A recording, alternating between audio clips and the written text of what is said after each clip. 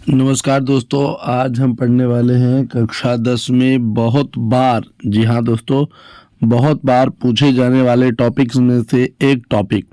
अब देखिए दोस्तों, अगर बात करें हम यूपी बोर्ड एग्ज़ाम की, सबसे पहले हम बात देखिए दोस्तों इसी एग्ज़ाम के बारे में करेंगे, क्योंकि हमें इसी एग्ज़ाम को सबसे ज़्यादा नज़र में रखना है। अब देखिए दोस्तों, ये बार बार पूछे जाने वाले टॉपिकों में से एक है, जैसा कि हमें भी अभी आपको बता भी रहे हैं। तो देखिए दोस्तों, ये 2024 में तो आ ही रहा है और ये बेहतरीन है, इसे पढ़कर जाइए। ये आपको 4 नंबर में, 3 नंबर में और 5 नंबर में, दोनों में दिख सकता है, तीनों में दिख सकता है। तो सबसे पहले अगर हम बात करें दोस्तों परागण, जिसे अंग्रेजी में क्या बोला जाता है दोस्तों, इसे अंग्रेजी में नाम दिया जाता है पॉलिनेशन। क्या नाम दिया जाता है दोस्तों? पॉलिनेशन, याद रखिएगा। तो अंग्रेजी में इसे पॉलिनेशन कहते हैं। आखिर परागण होता क्या है? तो सबसे पहले बात समझिए कि पराग कणों का, क्या दोस्तों, पराग कणों का किसी माध्यम की सहायता से, जी हाँ दोस्तों, पराग कण क्या होते हैं? तो देखिए, पराग कण जो आप देखते हैं इस तरीके से बने होते हैं।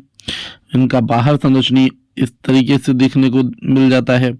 जहाँ पर ये खाली जगह रहता है उसे जनन छिद्र कहा जाता है। ये बाहर का हिस्सा इसका बाह्य चोल और ये अंदर का हिस्सा इसका अंतःचोल कहा जाता है। जो बाहरी हिस्सा होता है इसका स्पोरोपोलेनिन का बना होता है तथा ये अंतःचोल पैक्टोसेलुलोज का बना होता है। ठीक दोस्तों, इस बात को याद रखिएगा। तो यहाँ पे बात कर रहे हैं कि पराग कणों का किसी माध्यम की सहायता से वर्तिकाग्र पर पहुंच जाना ही परागण कहलाता है या परागण है। तो अब ये देखिए, परागण दो प्रकार के होते हैं, स्वपरागण और परपरागण। तो देखिए दोस्तों, स्वपरागण को अंग्रेजी में क्या बोला जाता है? तो इसको बोला जाता है दोस्तों सेल्फ पॉलिनेशन। इसे क्या बोला जाता है दोस्तों?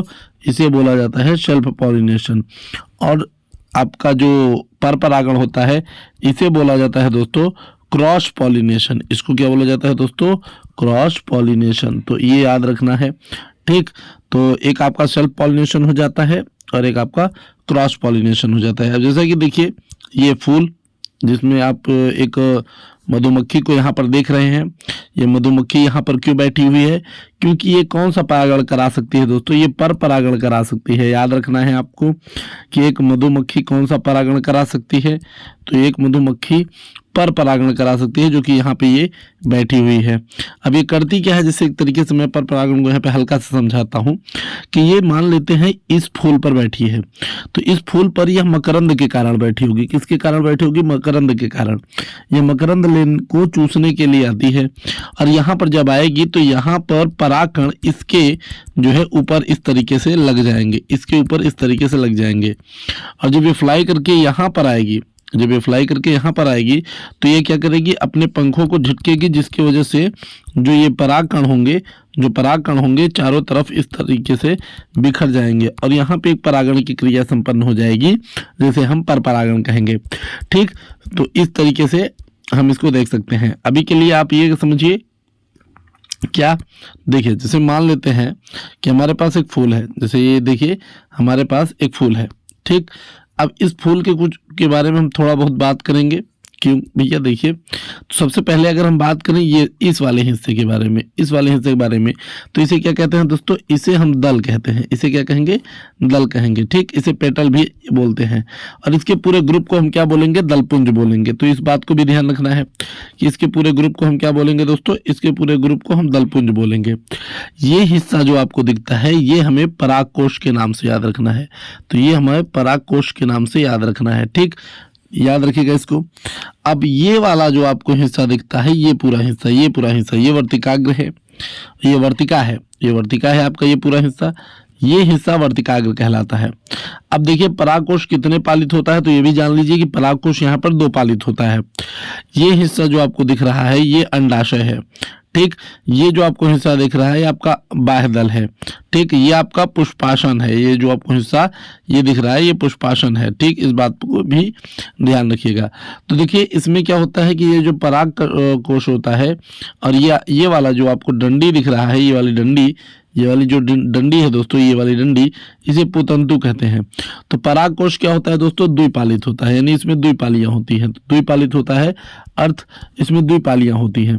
अब होता क्या है, जैसे मान लेते हैं ये इस तरीके से आपको दिख रहा है, जब ये यहाँ से इस तरीके से कट जाता है तो ये देखने में किस प्रकार का लगता है, तो देखिए ये देखने में कुछ दोस्तों इस प्रकार का लगता है। मैं आपको थोड़ा सा यहाँ पे बना के दिखाने का प्रयास करूंगा। ये देखिए, ये इस तरीके से रहता है और यहाँ से इस तरीके से नीचे से कट जाता है, तो ये देखने में थोड़ा सा इस प्रकार से देखने लगता है। ठीक, याद रखिएगा इस तरीके से।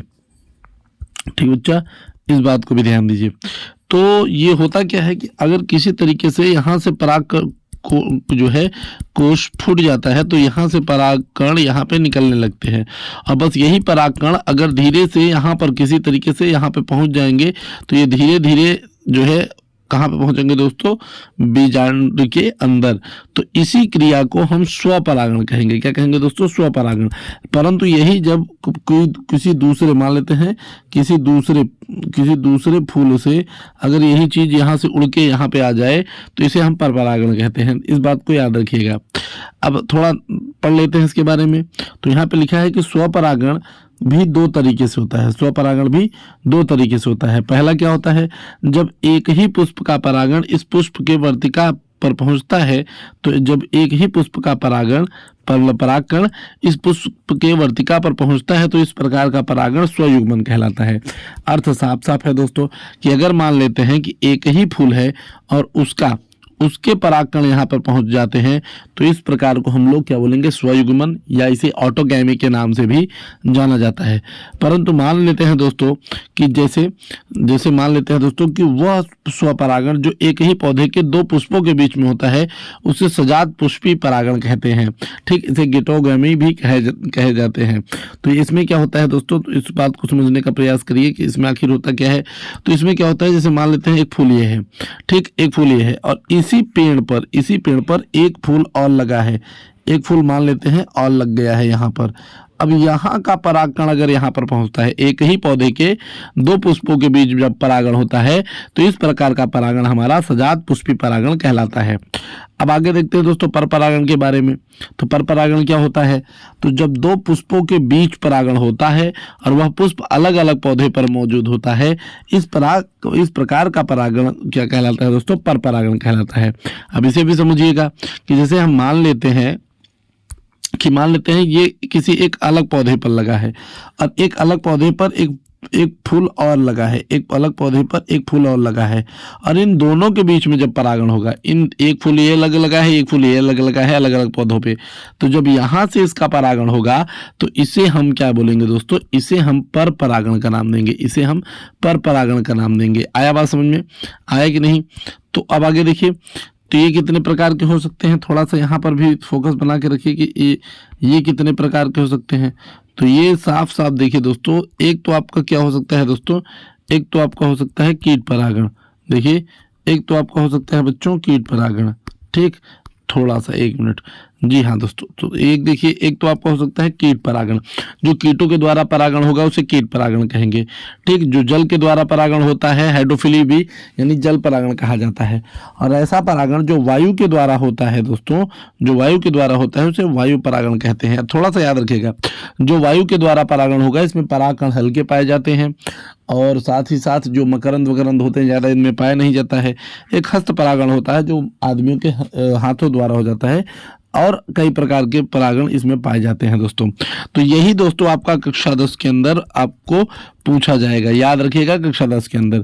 तो दोस्तों वीडियो कैसी लगी ये ज़रूर बताइएगा, अच्छी लगी हो तो हमें लाइक ज़रूर दीजिए, साथ ही साथ अपने दोस्तों को इसे शेयर भी करिए। हम आपसे मिलेंगे अगली वीडियो में, तब तक के लिए जय हिंद, जय भारत।